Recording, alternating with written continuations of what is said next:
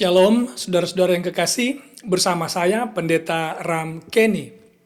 Kita akan melanjutkan pembahasan nubuatan Daniel pasal 7 tentang tanduk kecil.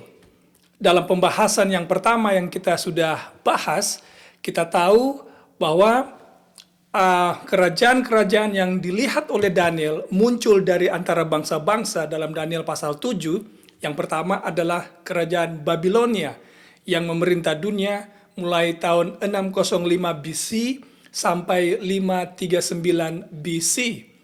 Kemudian binatang ini dilambangkan atau memiliki simbol singa dengan sayap. Lalu kemudian Daniel melihat binatang yang kedua, yaitu beruang dengan 3 tulang rusuk di mulutnya, dan kita tahu ini adalah kerajaan Medo-Persia yang mengalahkan Babylon. Medo-Persia menguasai dunia mulai dari tahun 538 BC sampai 331 BC. Lalu Daniel melihat binatang yang ketiga, yaitu binatang yang berupa macan tutul, berkepala 4 dan memiliki sayap burung. Kita tahu juga, ini adalah kerajaan ketiga yang mengalahkan kerajaan Medo-Persia, yaitu kerajaan Yunani, di bawah pemerintahan Raja Alexander the Great, yang dengan cepat menguasai dunia hanya dalam kurun waktu kurang lebih 9 tahun. Ia memerintah dunia mulai dari tahun 331 BC sampai 168 BC. Lalu Daniel melihat binatang yang keempat, binatang yang mengerikan, yang bertanduk 10. Lalu binatang ini katanya bukan hanya mengerikan, tapi berbeda dengan binatang yang sebelumnya. Lalu kita tahu dalam sejarah binatang yang keempat yang mengalahkan kerajaan Yunani adalah kerajaan Roma, yang memerintah dunia cukup lama, mulai dari tahun 168 BC sampai 476 AD. Jadi periode yang sangat lama. Nah, setelah Roma memerintah beberapa lama, kemudian Daniel pasal 7 ayat 23 dan 24 menubuatkan akan terbagi ke dalam 10 kerajaan, dilambangkan dengan 10 tanduk. Dan memang kerajaan Roma, sejarah menyatakan kerajaan Roma terpecah menjadi 10 kerajaan, dan negara-negara Eropa yang hari ini ada di Eropa Barat adalah hasil dari pecahan kerajaan Roma kuno. Kemudian setelah kerajaan Roma terpecah menjadi 10 kerajaan, Daniel 7 menubuatkan muncullah tanduk kecil di antara 10 tanduk itu. Dan menurut sejarah, tanduk kecil ini mulai memerintah mulai dari tahun 538 AD sampai 1798 AD. Periode ini kita akan bahas pada video kali ini. Nah, jadi rantai nubuatan Daniel tentang munculnya tanduk kecil yang juga adalah Antichrist yang sama yang kita temukan di 2 Tesalonika pasal 2 dengan istilah manusia durhaka atau binatang di Wahyu pasal 13. Rantai nubuatan ini dimulai dari zaman Daniel ketika Daniel melihat penglihatan ini sampai pada tahun 1798. Dan pemunculan kerajaan demi kerajaan ini tidak ada gap di antara. Satu kerajaan muncul menggantikan kerajaan yang lain, kemudian kerajaan yang lain muncul menggantikan kerajaan yang lain. Tidak ada gap di antara ini. Nah, lalu pada pelajaran yang sebelumnya juga kita sudah mereview, atau bukan mereview, kita sudah mempelajari dengan detail ciri-ciri dari tanduk kecil ini. Nah, dalam video ini saya akan mereview 6 dari 7. 6 ciri-ciri atau karakteristik dari tanduk kecil yang ada di Daniel pasal 7. Ayat 8 dan ayat 23 sampai ayat 25. Saudara bisa membaca Alkitab saudara sendiri untuk mencari tahu apa yang ada dalam ayat ini. Ciri-ciri yang pertama adalah tanduk kecil ini muncul sesudah 10 tanduk. Artinya tanduk kecil ini muncul sesudah kerajaan Roma terpecah menjadi 10. Pertanyaan sekarang adalah kapan kerajaan Roma yang terakhir terpecah? Jawabannya sejarah menyatakan ini terjadi pada tahun 476 AD. Jadi kita akan melihat kalau begitu tanduk kecil ini akan muncul tidak lama sesudah tahun 476 AD ini. Karena nubuatan menyatakan, nubuatan Daniel 7 ayat 24, tanduk kecil ini akan muncul sesudah 10 tanduk ini. Jadi sesudah 10 kerajaan Roma, sesudah kerajaan Roma terpecah menjadi 10, barulah tanduk kecil ini akan muncul. Ciri-ciri yang kedua adalah tanduk kecil ini muncul di antara 10 tanduk. Dan jangan lupa 10 tanduk ini adalah pecahan kerajaan Roma yang secara geografis terletak di Eropa hari ini. Kalau begitu, sudah pasti tanduk kecil ini akan muncul secara geografi, akan muncul di antara 10 kerajaan pecahan Roma ini, dan lebih spesifik lagi, karena 10 tanduk ini muncul di kepala binatang yang keempat, yaitu Rome atau Roma, maka sudah pasti tanduk kecil ini juga berarti akan muncul di Roma. Itu ciri yang kedua. Sekarang ciri yang ketiga adalah ketika tanduk kecil ini muncul menguasai dunia sebagai penguasa, ia akan mencabut 3 tanduk lain, 3 tanduk dari 10 tanduk. Lalu ciri-ciri yang keempat adalah tanduk kecil ini akan mengatakan perkataan yang menentang yang maha tinggi atau hujat. Jangan lupa hujat ada 2 menurut Alkitab. Yaitu manusia biasa mengaku memiliki kuasa mengampuni dosa. Itu hujat menurut Alkitab. Hujat yang kedua adalah manusia biasa mengaku sama seperti Allah. Itu juga adalah hujat. Ciri yang kelima adalah tanduk kecil ini menganiaya umat milik yang maha tinggi, umat-umat kudus milik Allah. Dan ciri yang keenam, tanduk kecil ini berusaha mengubah waktu dan hukum. Sekarang pertanyaannya adalah, apakah Roman Papacy, seperti yang saya sudah jelaskan dengan detail di pembahasan pertama, karena tanduk kecil ini diidentifikasi dengan sangat tepat oleh Alkitab sebagai the Roman Papacy. Apakah Roman Papacy memenuhi semua ciri-ciri dari tanduk kecil ini? Jawabannya yes, absolutely yes. Mari saya bantu kembali saudara mengingat ini. Apakah Roman Papacy ini muncul setelah 10 tanduk? Absolutely. Karena Roman Papacy mulai berkuasa sesudah tahun 476, yaitu mereka berkuasa mulai dari tahun 538. Mengapa tahun ini sangat penting? Tahun ini adalah tahun ketika kerajaan terakhir yang tidak setuju dengan Roman Papacy setelah mengambil alih kekuasaan yang kosong di Roma yang ditinggalkan oleh Kaisar Justinian yang memindahkan kerajaannya ke timur ke Konstantinopel, ada 3 kerajaan yang tidak setuju dengan Roman Papacy, yaitu Heruli, Vandals, dan Ostrogoth. Dan tahun 538, sejarah membuktikan, saudara bisa cek sendiri, Ostrogoth dihancurkan atas pengaruh dari Roman Papacy.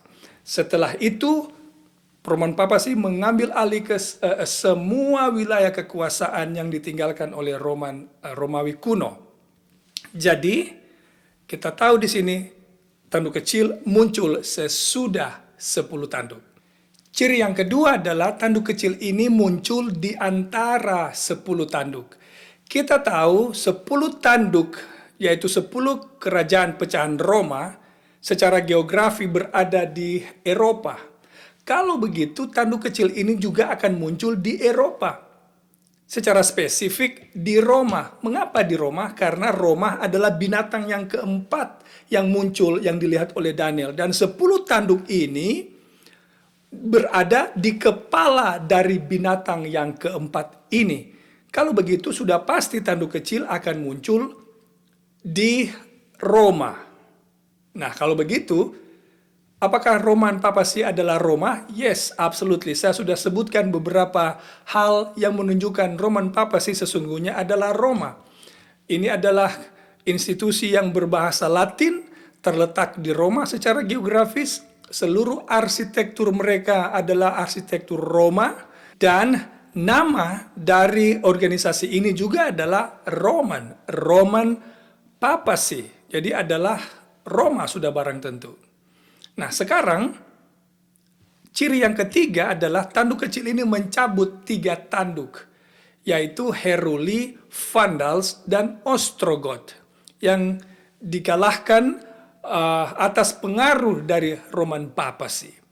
Jadi sejarah dengan sangat tepat, saudara, menggenapi nubuatan Daniel. Ini bukanlah tafsiran Ramkeni atau tafsiran salah satu denominasi gereja, tapi ini adalah apa yang Alkitab nyatakan.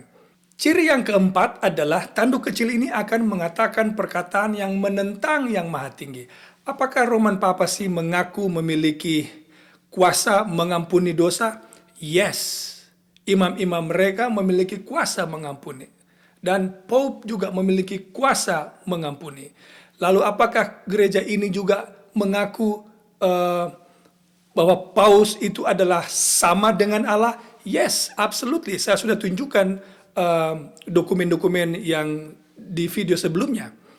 Kemudian, tanda yang kelima adalah tanduk kecil ini menganiaya umat Allah. Apakah The Roman Papacy menganiaya selama abad pertengahan? Absolutely. Melalui inkuisisi, gereja ini menganiaya jutaan orang Kristen yang tidak sejalan dengan apa yang diajarkan oleh gereja. Lalu keenam, tanduk ini berusaha mengubah waktu dan hukum. Saudara bisa cek sendiri, gereja ini menghilangkan hukum yang kedua. Lalu juga memindahkan kekudusan hari Sabat ke hari Minggu tanpa ada otoritas dari Alkitab. Tapi mereka secara terbuka mengatakan gereja memindahkan ini karena katanya gereja memiliki otoritas langsung dari Allah.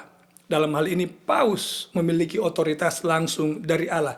Saya sudah bacakan kutipannya kepada saudara pada video sebelumnya.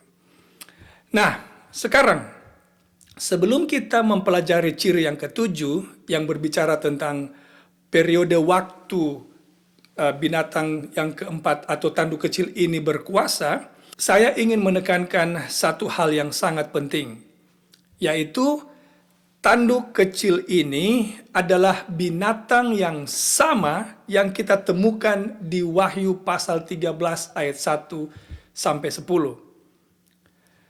Pertanyaannya sekarang, bagaimana kita tahu kalau binatang di Daniel pasal 7 atau tanduk kecil Daniel pasal 7 juga sama dengan Wahyu pasal 13?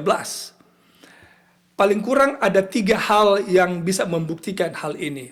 Yang pertama adalah kedua-duanya berada pada posisi, berada pada urutan, dan berada pada waktu yang sama di rantai nubuatan yang dilihat oleh Daniel dan juga dilihat oleh Yohanes Pembaptis, Yohanes Pewahyu. Alasan yang kedua adalah keduanya melakukan kegiatan yang sama. Yang ketiga adalah keduanya berkuasa pada periode waktu yang sama. Mari saya terangkan kepada saudara. Alasan yang pertama, mari kita baca Wahyu 13 ayat 1 dan 2. Ayat itu berkata begini. Lalu aku melihat seekor binatang keluar dari dalam laut, bertanduk 10 dan berkepala 7. Di atas tanduk-tanduknya terdapat 10 mahkota dan pada kepalanya tertulis nama-nama hujat. Binatang yang kulihat itu serupa dengan macan tutul, dan kakinya seperti kaki beruang, dan mulutnya seperti mulut singa. Dan naga itu memberikan kepadanya kekuatannya dan tahtanya dan kekuasaannya yang besar. Pertanyaan saya adalah, ada berapa binatang yang disebutkan dalam ayat ini? Kalau saudara perhatikan, ada 4. Ada singa, beruang, macan tutul, dan binatang yang mengerikan, yaitu yang disebut beast atau naga. Nah, naga juga dalam Wahyu pasal 12 memiliki 10 tanduk, sama seperti yang ada di Daniel pasal 7. Jadi, yang saudara lihat di sini adalah peristiwa yang sama dalam urutan waktu yang sama seperti yang kita lihat di Daniel pasal 7. Nah, saudara kekasih, satu-satunya perbedaan antara Wahyu pasal 13 dan Daniel pasal 7 adalah urutan binatang yang muncul di Wahyu pasal 13 berbeda dengan urutan yang ada dalam Daniel pasal 7. Dalam Daniel pasal 7 kita dapatkan urutan sebagai berikut: singa, beruang, macan tutul, binatang yang mengerikan. Tapi di Wahyu pasal 13 kita dapat urutan yang terbalik, yaitu binatang yang mengerikan, kemudian macan tutul, beruang, baru singa disebutkan yang terakhir. Tentu saudara bertanya, mengapa demikian kalau begitu Pendeta Kenny? Well, jawabannya sederhana. Daniel melihat penglihatannya di zaman kerajaan Babilonia. Dia hidup di zaman kerajaan Babel, melihat ke depan kepada penggenapan dari nubuatan yang ia lihat karena belum terjadi, masih akan digenapi di hari depan. Tetapi Yohanes Pewahyu hidup di zaman binatang yang keempat, yaitu Roma. Dan dia melihat ke belakang kepada kerajaan yang sudah ada, yang sudah digenapi, yang sudah muncul, tapi yang juga sudah lenyap dari sejarah.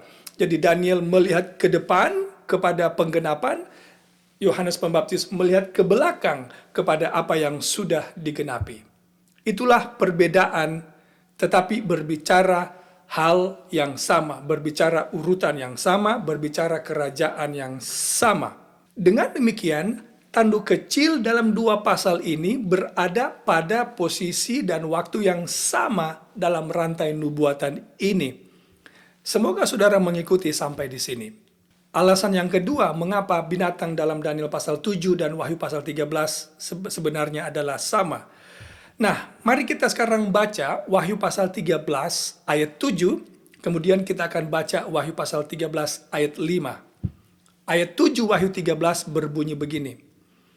Dan ia diperkenankan untuk berperang melawan orang-orang kudus dan untuk mengalahkan mereka. Dan kepadanya diberikan kuasa atas setiap suku dan umat dan bahasa dan bangsa. Pertanyaannya adalah, apakah di Daniel pasal 7 tanduk kecil juga berperang melawan umat-umat yang kudus? Jawabannya yes. Jadi sudah lihat persamaannya di sana? Nah, sekarang mari kita baca ayat yang kelima Wahyu pasal 13 yang berbunyi begini. Dan kepala dan kepada binatang itu diberikan mulut yang penuh kesombongan dan hujat. Kepadanya diberikan juga kuasa untuk melakukannya 42 bulan lamanya. Nah, pertanyaannya saudara adalah, apakah tanduk kecil dalam Daniel pasal 7 juga memiliki mulut yang menyombong seperti yang disebutkan dalam Wahyu pasal 13 ini, ayat 5 ini? Yes.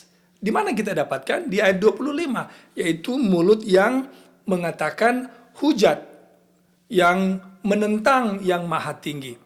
Yang kita tahu ini adalah sebagai hujat. Jadi, apakah tanduk kecil di Daniel pasal 7 dan binatang di Wahyu pasal 13 melakukan hal yang sama? Absolutely yes. Tidak ada perbedaan.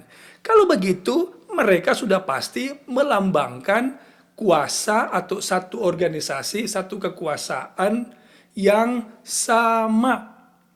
Sekarang, apakah keduanya memerintah pada kurun waktu yang sama? Mari kita baca kembali ayat 5. Dan kepada binatang itu diberikan mulut yang penuh kesombongan dan hujat. Kepadanya diberikan juga kuasa untuk melakukannya 42 bulan lamanya. Nah, sekarang saudara mungkin berkata, Pendeta Kenny, waktu yang disebutkan di Daniel pasal 7 tidak sama dengan yang ada di Wahyu pasal 13. Karena di Daniel pasal 7 disebutkan binatang ini berkuasa selama 1 masa, 2 masa, dan setengah masa. Sedangkan di Wahyu pasal 13 disebutkan sebagai berkuasa selama 42 bulan. Jadi lihat Pendeta Kenny, beda, tidak sama. Well, saudara benar sekali. Dan ini akan membawa kita kepada ciri yang ketujuh yang akan kita bincangkan secara detail pada video ini. Perhatikan apa yang akan saya terangkan. Saudaraku yang kekasih, ungkapan 1 masa dalam Daniel pasal 7 merujuk kepada 1 tahun. Jadi 1 masa sebenarnya sama dengan 1 tahun. Kenapa? Dari mana kita tahu? Well, kalau saudara pergi ke kitab Daniel pasal 4, Raja Nebukadnezar di sana direndahkan dan dia menjadi seperti seorang gila itu ya, selama 7 tahun. Saudara bisa baca itu di Daniel pasal 4, ayat 16, ayat 23, dan ayat 32. Dan 7 masa di sana adalah 7 tahun. Jadi kalau begitu, 3,5 masa sama dengan 3,5 tahun. Saudara yang kekasih, semua Bible scholars, semua pelajar-pelajar Alkitab dari denominasi apapun dia berada atau datang, semua tahu bahwa Nebukadnezar direndahkan oleh Tuhan selama 7 masa, yaitu sama dengan 7 tahun. Sekarang pertanyaan penting adalah, apakah tahun di sini dalam Daniel pasal 7 bersifat lambang ataukah literal? Ini pertanyaan kunci yang harus kita mengerti. Ini yang saya mau sampaikan, saudara. Banyak bukti yang akan saya tunjukkan kepada saudara bahwa kitab Daniel itu sendiri menyatakan bahwa 3,5 tahun di sini adalah simbol. Angka simbol atau waktu simbol, bukanlah literal. Mari saya terangkan kepada saudara. Semua yang ada dalam Daniel pasal 7 bersifat simbol dan tidak literal. Saya beri contoh. Singa yang dilihat oleh Daniel, yang memiliki sayap, ini bukanlah literal, tapi ini simbol. Kemudian beruang yang dilihat juga oleh Daniel adalah simbol. Macan tutul bersayap, punya kepala 4. Ini juga adalah simbol, bukan literal. Lalu binatang yang mengerikan, yang tidak ada dalam dunia nyata. Karena memang ini adalah simbol dan bukan literal. Lalu 10 tanduk, kita juga tidak bisa katakan ini literal karena memang 10 tanduk adalah simbol. Jadi semua dalam Daniel pasal 7, nubuatan Daniel pasal 7 adalah simbol. Kalau begitu, kalau ada orang katakan kemudian 3,5 tahun adalah literal, apakah ini masuk di akal selain semua yang lain simbol tapi waktunya literal?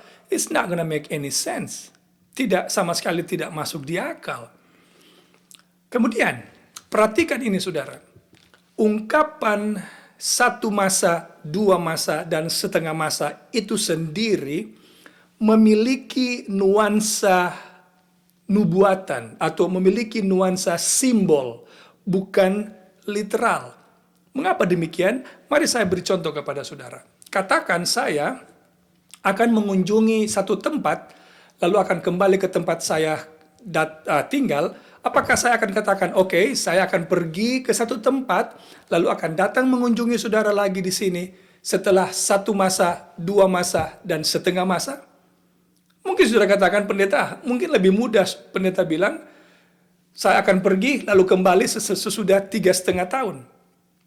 Tidak perlu menggunakan 1 masa, 2 masa, setengah masa.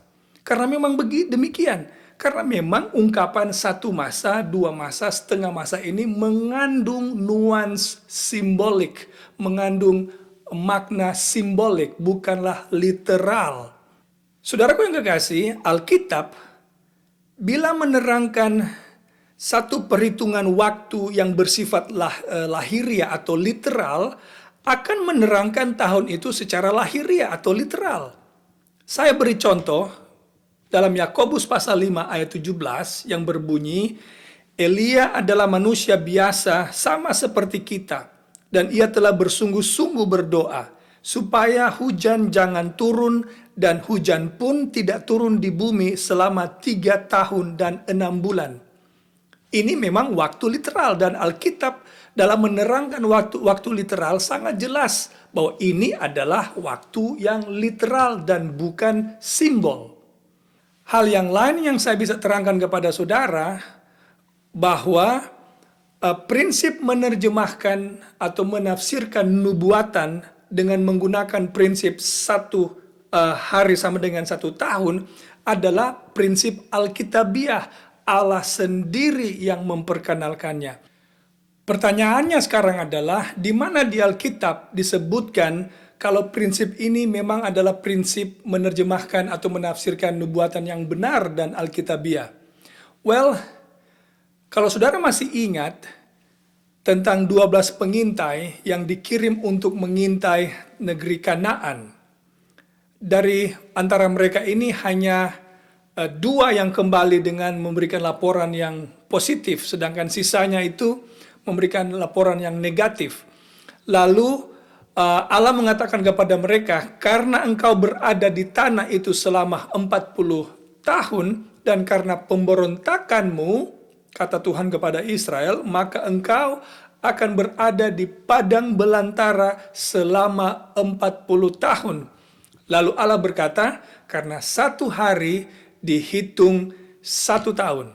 Saudara bisa temukan ini di Ulangan pasal 14 ayat 34. Prinsip yang sama juga saudara bisa dapatkan di Yehezkiel pasal 4 ayat 5 dan 6. Sekarang pertanyaan pentingnya adalah, dapatkah kita tahu berapa hari dalam setahun? Jawabannya tidak. Karena Alkitab tidak memberikan kita informasi berapa hari dalam setahun. Tapi ada kabar baik. Kabar baiknya adalah Alkitab menerangkan berapa bulan dalam setahun. Kalau saudara pergi ke Ester pasal 8 ayat 12, saudara akan temukan di sana Alkitab menyatakan bahwa setahun itu ada 12 bulan.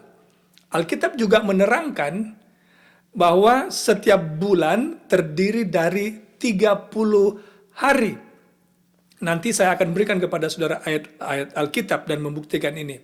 Nah, jadi jika 1 bulan sama dengan atau terdiri dari 30 hari, maka untuk mencari tahu berapa hari dalam setahun, kita tinggal buat satu perhitungan yang sederhana.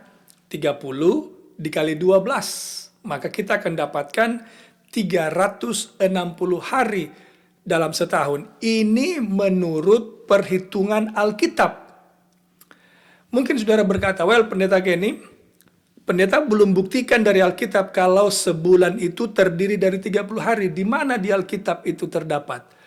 Nah, saudara betul sekali. Nah, sebelum saya menjawab itu, mari saya tunjukkan satu hal kepada saudara. Jadi, kita dapatkan adalah 1 tahun sama dengan 360 hari menurut Alkitab. Jadi, kalau begitu 2 tahun sama dengan 720 hari. Dan setengah tahun itu 180 hari. Nah, kalau kita tambahkan semua angka-angka ini, 360 tambah 720 tambah 180, maka kita akan dapatkan angka 1260 hari. Ini alasan pertama, bukti bahwa Alkitab menerangkan 1 bulan itu sama dengan 30 hari. Saudaraku yang kekasih, masa tanduk kecil berkuasa diterangkan dalam 3 istilah yang berbeda. Istilah yang pertama adalah 3,5 masa. Saudara bisa dapatkan itu di Daniel pasal 7 dan juga di Wahyu pasal 12. Kemudian istilah yang kedua adalah istilah 42 bulan. Saudara bisa dapatkan ini di Wahyu pasal 13 ayat 5. Dan juga istilah yang ketiga adalah 1260 tahun dalam Wahyu pasal 12. Jika 42 bulan kita kali 30, karena 1 bulan sama dengan 30 hari, maka kita akan dapatkan angka 1260 hari. Dalam Wahyu pasal 12, naga memburu wanita sampai di padang gurun, dalam arti menganiaya umat Tuhan ini selama exactly the same number, 1260 hari. Jadi, berapa lama tanduk kecil akan memerintah dan menganiaya menurut Alkitab? Jawabannya 1260 hari. Tapi 1 hari sama dengan 1 tahun. Artinya tanduk kecil akan menganiaya dan berkuasa selama 1260 tahun. Yang dimulaikan pada tahun 538 sampai 1798 AD. Nah, alasan kedua, mengapa menurut Alkitab 1 bulan sama dengan 30 hari, ini dia. Mari kita baca Kejadian pasal 7 ayat 11 dan 12 yang berbunyi begini. Pada waktu umur Nuh 600 tahun, pada bulan yang kedua, pada hari yang ke-17 bulan itu, pada hari itulah terbelah segala mata air samudera raya yang dahsyat, dan terbukalah tingkap-tingkap di langit, dan turunlah hujan lebat meliputi bumi 40 hari 40 malam lamanya. Jadi menurut ayat ini, air bah datang ketika Nuh berumur 600 tahun, dan itu terjadi pada hari ke-17 bulan kedua. Ini sangat penting ini saudara, ingat baik-baik. Tanggal 17 atau hari ke-12 bulan kedua saat umur Nuh 600 tahun. Lalu sekarang mari kita baca ayat yang lain, ayat yang berikut, yaitu Kejadian pasal 8 ayat 3 sampai 5 berbunyi begini. Dan makin surutlah air itu dari muka bumi. Demikianlah berkurang air itu sesudah 150 hari. Dalam bulan yang ke-7, pada hari yang ke-17 bulan itu, terkandaslah bahtera itu pada pegunungan Ararat. Saudara perhatikan baik-baik yang saya mau terangkan di sini. Kapan air bah datang? Yaitu hari yang ke-17, bulan kedua, umur Nuh 600 tahun. Kapan air surut? Yaitu setelah berapa hari? Setelah 150 hari. Kapan air itu surut? Pada bulan ke-7, hari ke-17, pada saat umur Nuh 600 tahun. Nah, kalau begitu saudara yang kekasih, dari bulan yang kedua ke bulan yang ke-7, ada berapa bulan di antaranya? Dia punya jarak. Jawabannya 5 bulan. Kapan air ini surut? Setelah berapa lama? Setelah 150 hari. Kalau begitu saudaraku yang kekasih, 150 ini kalau saudara bagi 5, karena dia ada 5 bulan, air itu menggenang lalu surut. 150 saudara bagi 5, saudara akan dapatkan angka 30. Jadi berapa hari dalam 1 bulan? Menurut Alkitab, ini perhitungan Alkitab ini loh. Yaitu 30 hari. Nah sekarang, kita akan membicarakan periode akhir dari Roman Kepausan. Nubuatan menyatakan bahwa Roman Kepausan ini memerintah dari tahun 538 sampai 1798 AD.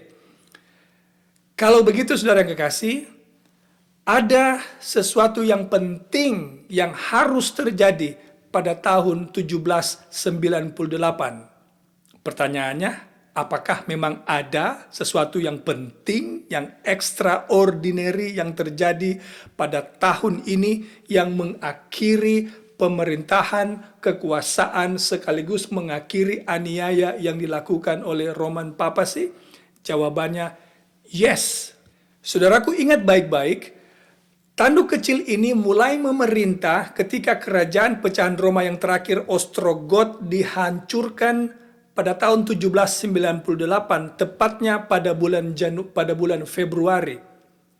Kalau begitu, 1260 tahun kemudian yang akan membawa kita ke tahun 1798, tepatnya pada bulan Februari, harus ada sesuatu yang terjadi untuk menggenapi nubuatan ini. Kalau tidak ada yang terjadi, berarti nubuatan ini tidak digenapi.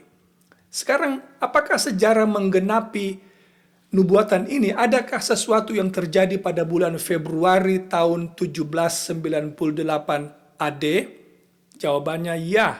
Apa itu? Jenderal Berthier dari Napoleon Bonaparte, Prancis, masuk ke Vatikan dan menurunkan Paus Pius yang ke-6 yang berkuasa ketika itu dari tahtanya. Ia meremove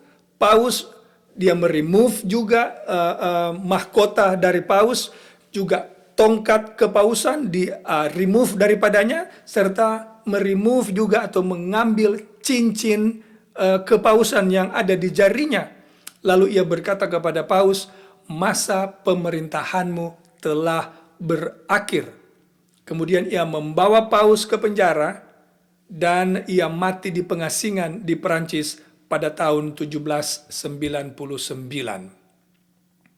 Apakah ada sesuatu yang extraordinary, yang penting terjadi kepada Roma pada bulan Februari tahun 1798 atau yang menimpa Roman Papacy?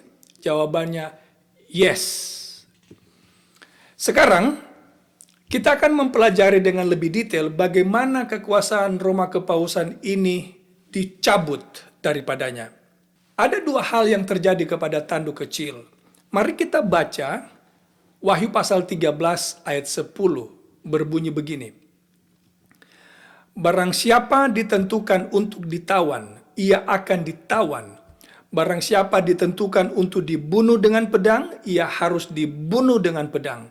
Yang penting di sini ialah ketabahan dan iman orang-orang kudus.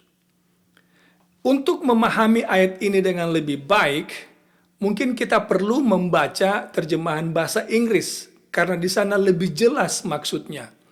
Kita baca terjemahan bahasa Inggris dari King James Version yang berbunyi begini. He that leadeth into captivity shall go into captivity. He that killed with the sword must be killed with the sword. Here is the passion and the faith of the saints. Artinya, terjemahan bebasnya adalah, ia yang menuntun orang kepada penawanan akan juga ditawan. Ia yang membunuh dengan pedang akan juga dibunuh dengan pedang. Nah, kalau begitu pertanyaannya adalah, apakah Roman Papacy atau Roman Kepausan menuntun orang untuk ditawan? Jawabannya ya. Selama periode 1260 tahun, kekuasaan ini telah menawan banyak sekali orang. Kalau begitu, apa hukumannya? Apa akibatnya sesuai dengan ayat tadi yang kita baca, Wahyu 13 ayat 10. Karena ia menawan orang, maka ia akan juga ditawan. Nah, saya akan jelaskan ini apa maksudnya. Sekarang pertanyaan lain adalah, apakah Roman Kepausan membunuh dengan pedang? Jawabannya, yes. Apakah pedang yang sama yang ia gunakan, yang juga pedang ini mengakibatkan ia terluka parah? Jawabannya, yes. Jadi, dengan memahami dengan benar mengapa Roman Kepausan ini kehilangan kekuasaan pada tahun 1798 tergantung pada bagaimana kita memahami apa arti pedang ini dan apa arti ditawan dalam Wahyu pasal 13 ini. Saudara, jika kita mengerti bagaimana Paus dilukai atau terluka parah oleh pedang yang menyebabkan luka parah, maka kita akan mengerti nubuatan tentang tanduk kecil ini dengan sangat jelas. Jangan khawatir, saya akan bantu saudara mengerti hal ini. Yang pertama adalah memahami apa itu pedang yang melukai tanduk kecil ini pada tahun 1798. Apa pedang yang digunakan untuk membuat tanduk kecil ini terluka parah? Well, banyak orang berkata yang melukai tanduk kecil ini adalah Alkitab.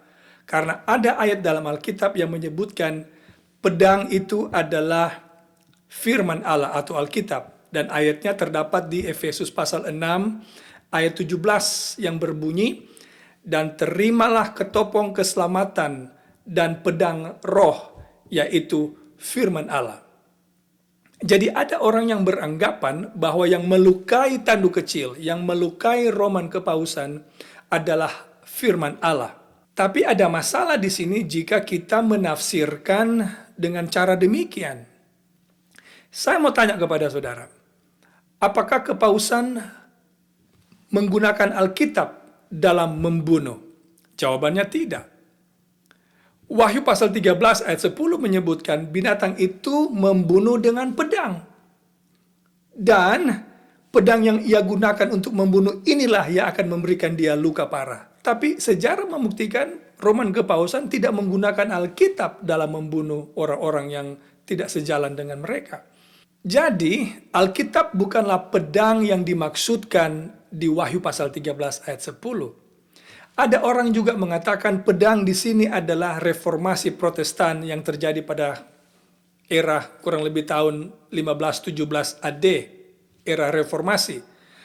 Dengan ajaran mereka sola scriptura yang menyebabkan tanduk kecil ini katanya luka parah. Well, masalah dari pendapat ini adalah masa reformasi terjadi pada abad pertengahan yang puncaknya berkisar tahun 1517 AD. Sedangkan tanduk kecil ini menerima luka parah kurang lebih 200 tahun sesudahnya, yaitu tahun 1798. Kalau begitu, apa pedang yang melukai Kepausan? Saudara, saya perlu menjelaskan satu hal yang sangat penting kepada saudara. Ini dia. Dalam Alkitab, simbol itu adalah fleksibel. Simbol tidak selalu berarti hal yang sama, tapi arti simbol itu tergantung pada konteks di mana simbol itu dibicarakan dalam satu ayat atau dalam satu perikop atau pasal. Saya beri contoh. Apa lambang singa dalam Alkitab? Bolehkah singa kita sebut sebagai lambang Yesus? Yes, Yesus adalah singa dari suku Yehuda. Dapatkah singa juga melambangkan setan? Oh yes, Alkitab menyebutkan setan seperti singa yang mengaum-ngaum, yang siap menerkam siapa saja. Oke? Apakah singa juga dapat melambangkan kerajaan? Oh ya, kita sudah pelajari di Daniel pasal 7, lambang kerajaan Babylon. Dapatkah singa melambangkan Yehuda anak Yakub? Oh yes. Jadi setiap kali saudara menemukan kata singa dalam Alkitab, kata itu tidak selalu memiliki arti yang sama. Contoh lain, apa lambang ragi dalam Alkitab? Ragi bisa berarti dosa. Tapi Alkitab juga menyebutkan ragi juga bisa berarti Roh Kudus. Jadi, pedang dapat berarti firman Allah, tetapi Definisi ini tidak cocok dengan konteks yang ada di Wahyu pasal 13 ayat 10. Kalau begitu, apa pedang yang dimaksudkan di Wahyu pasal 13 ayat 10 yang melukai Roman Kepausan atau juga yang digunakan oleh Roman Kepausan yang pada akhirnya juga melukai dia? Well, Alkitab memberikan kita jawaban. Mari kita pergi ke buku Roma pasal 13, kita akan baca ayat 1 sampai 4. Ayat itu berbunyi begini. Tiap-tiap orang harus takluk kepada pemerintah yang di atasnya, sebab tidak ada pemerintah yang tidak berasal dari Allah. Dan pemerintah-pemerintah yang ada ditetapkan oleh Allah. Sebab itu, barang siapa melawan pemerintah, ia melawan ketetapan Allah. Dan siapa yang melakukannya akan mendatangkan hukuman atas dirinya. Sebab, jika seorang berbuat baik, ia tidak usah takut kepada pemerintah. Hanya jika ia berbuat jahat. Maukah kamu hidup tanpa takut terhadap pemerintah? Perbuatlah apa yang baik, dan kamu akan beroleh pujian daripadanya. Ayat 4. Karena pemerintah adalah hamba Allah untuk kebaikanmu. Tetapi jika engkau berbuat jahat, takutlah akan dia, karena, dengarkan ini baik-baik, karena tidak percuma pemerintah menyandang pedang. Pemerintah adalah hamba Allah untuk membalaskan murka Allah atas mereka yang berbuat jahat. Menurut ayat ini, apakah pemerintah sipil yang dibicarakan dalam ayat ini memiliki pedang? Jawabannya yes.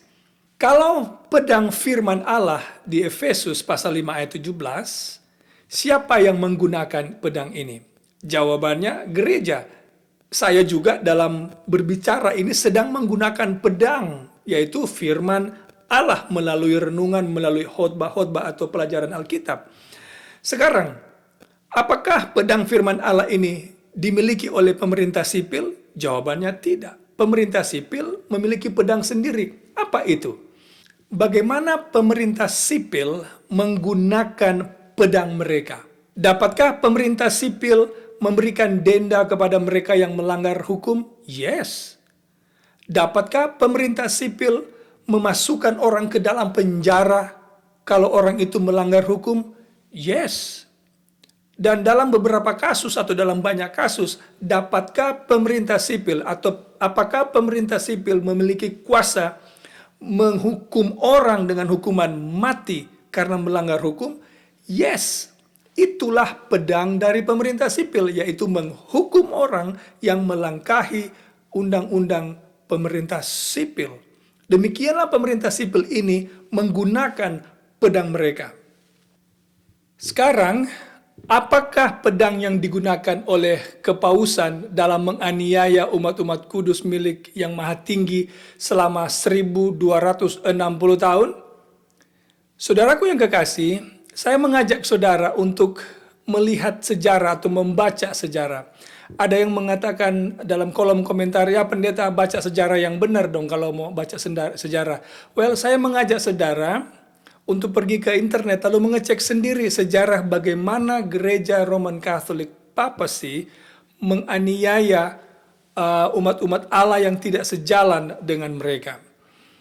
Tahukah saudara bahwa kepausan bukan hanya kekuasaan gereja saja, tetapi adalah satu kekuasaan sipil.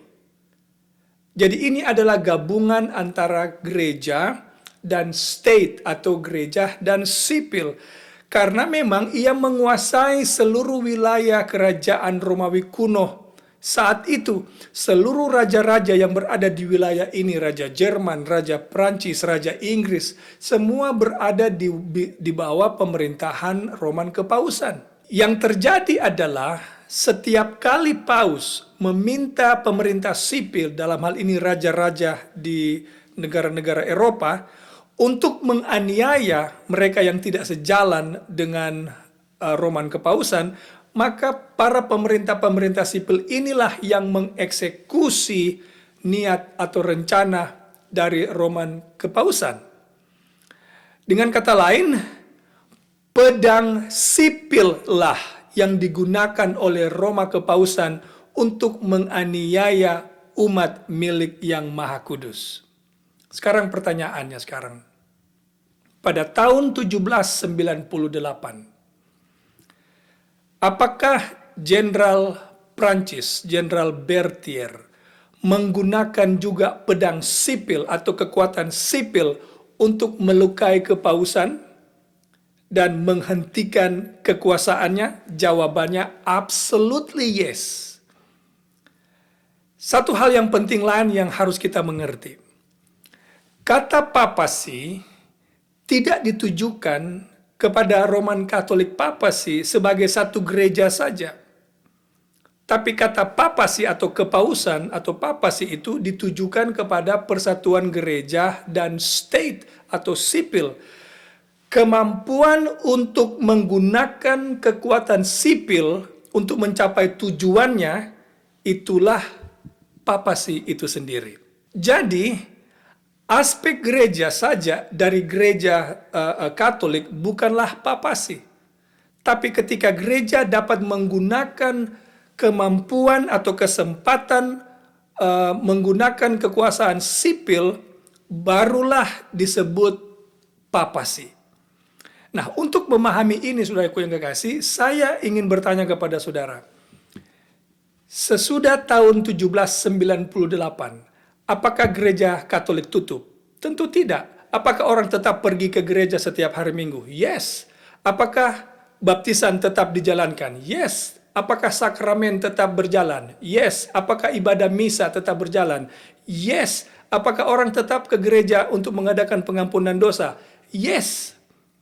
Jadi orang tetap ke gereja. Ketika luka parah, bukan berarti gereja ini tutup atau tidak beroperasi.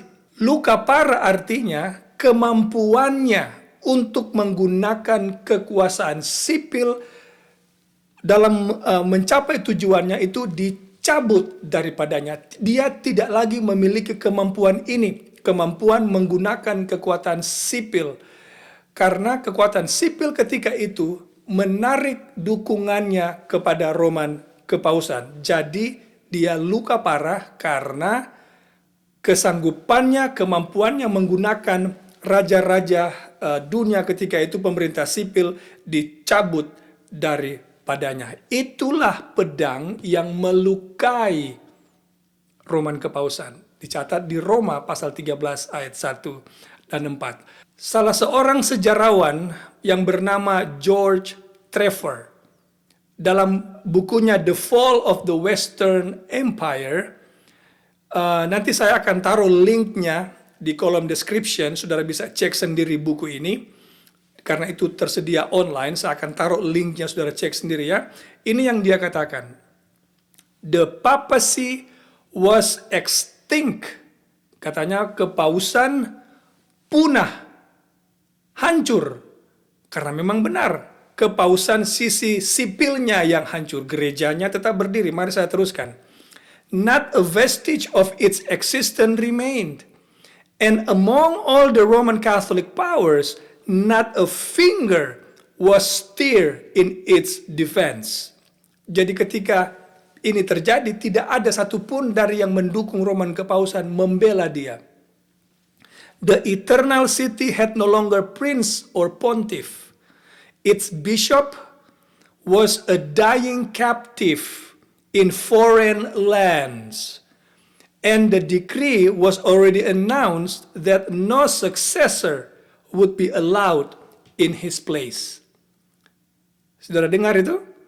Nah, jadi sekarang kita sudah mengerti apa pedang yang digunakan papasi untuk menganiaya, dan pedang yang sama juga yang memberikan dia luka yang parah atau yang melukai dia. Nah, sekarang mari kita pelajari tentang kata ditawan, karena itu juga muncul di Wahyu pasal 13 ayat 10. Apakah kepausan menawan banyak orang? Yes. Sebagai akibatnya, ia juga akan ditawan. Tapi bagaimana itu terjadi? Mari saya terangkan kepada saudara. Kita perlu memahami bahwa luka parah yang diterima oleh tanduk kecil ini bukanlah ditujukan kepada satu individual pope atau satu paus secara individu. Tetapi luka parah ini diterima oleh satu institusi atau seluruh sistem luka parah, bukan hanya satu individu dari paus itu sendiri. Tapi satu sistem dari gereja ini terluka. Bagaimana kita memahami konsep penawanan ini kalau begitu? Sangat sederhana. Selama kepausan sanggup menggunakan pedang kekuasaan sipil untuk mencapai tujuannya, maka kepausan berada dalam posisi aktif atau bebas, tidak ditawan. Tetapi ketika kekuasaan sipil tidak bisa lagi ia gunakan karena dicabut, karena pemerintah sipil mencabut dukungan kepada papasi, saat ini papasi atau kepausan berada pada posisi ditawan karena tidak bisa lagi menjalankan rencananya atau tidak bisa mencapai tujuannya. Apakah konsep ini diajarkan oleh Alkitab? Yes. Saya tunjukkan kepada saudara. Buku Wahyu menyatakan misteri ini, membantu kita mengerti apa maksud ditawan. Nah, sekarang saya mau tanya kepada saudara. Apakah hari ini setan aktif bekerja dalam menjalankan rencananya di dunia ini, menyerang umat-umat Allah, menggagalkan rencana Allah? Apakah ia aktif saat ini? Yes, absolutely yes. Dia sudah aktif sejak lama. Mari saya beri contoh kepada saudara. Di zaman Musa, setan berusaha menghentikan rencana Tuhan dengan membunuh Musa. Apakah setan sendiri datang ke Mesir lalu mencoba membunuh Musa? Tentu tidak. Tapi setan bekerja melalui agennya, yaitu pemerintah sipil. Dalam hal ini Raja Firaun mencoba untuk membunuh Musa.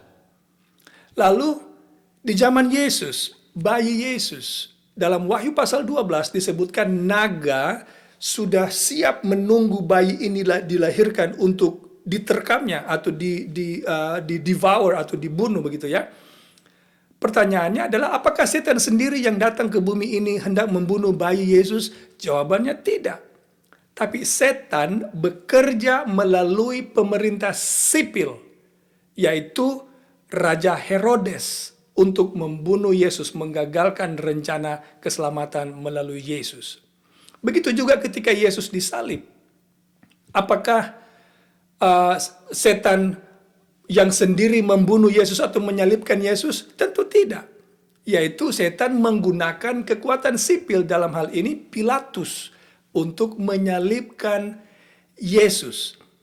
Jadi saudara lihat, setan berusaha mencapai tujuannya dengan menggunakan kekuatan sipil. Ketika ia sanggup menggunakan para pemimpin dunia, kekuatan sipil, dalam mencapai tujuannya, menjalankan rencananya, maka saat itu setan berada pada posisi bebas, aktif, karena ada orang lain yang bisa ia gunakan untuk mengeksekusi rencananya. Tetapi di Wahyu pasal 20, saudara akan temukan gambaran tentang setan ditawan selama periode 1000 tahun. Lalu Alkitab menggunakan kata malaikat merantai dia, dipenjara dia dengan kata lain. Selama berapa lama? 1000 tahun. Mengapa dirantai? Jawabannya karena raja-raja dunia, pemerintah sipil yang selama ini ia gunakan dalam menjalankan rencananya, mencapai tujuannya, tidak lagi ia dapat gunakan. Karena tahukah saudara, atau ingatkah saudara bahwa semua orang-orang jahat, pemerintah dunia yang jahat, orang-orang yang jahat pada umumnya akan mati ketika Tuhan datang. Dan selama periode 1000 tahun ini, bumi ini akan kosong. Itu sebabnya Alkitab menyebutkan setan dirantai selama 1000 tahun. Karena ia tidak dapat menjalankan rencananya. Karena orang-orang yang ia gunakan untuk mencapai rencananya ini tidak ada. Dalam hal inilah ia berada pada posisi ditawan atau di penjara. Semoga saudara mengikuti konsep ini. Nah, tapi pada akhir masa 1000 tahun, Alkitab menyebutkan setan akan dibebaskan. Jadi setan bukan dirantai dengan rantai yang rantai fisik, yang literal rantai, bukan saudara. Maksudnya dia dirantai karena pekerjaannya ia tidak dapat jalankan karena tidak ada orang. Ia mau tipu siapa? Ia mau menipu, menyesatkan siapa? Tidak ada orang, kosong, waktu bumi kosong selama 1000 tahun. Tapi sesudah masa 1000 tahun, orang-orang yang jahat akan dibangkitkan. Maka setan dilepaskan. Artinya dilepaskan karena sekarang orang-orang yang mati telah dibangkitkan dan dia pendukung-pendukungnya kembali ia bisa gunakan untuk mencapai tujuannya, yaitu menyerang kota Yerusalem baru yang turun, yang dikenal dengan Perang Armageddon.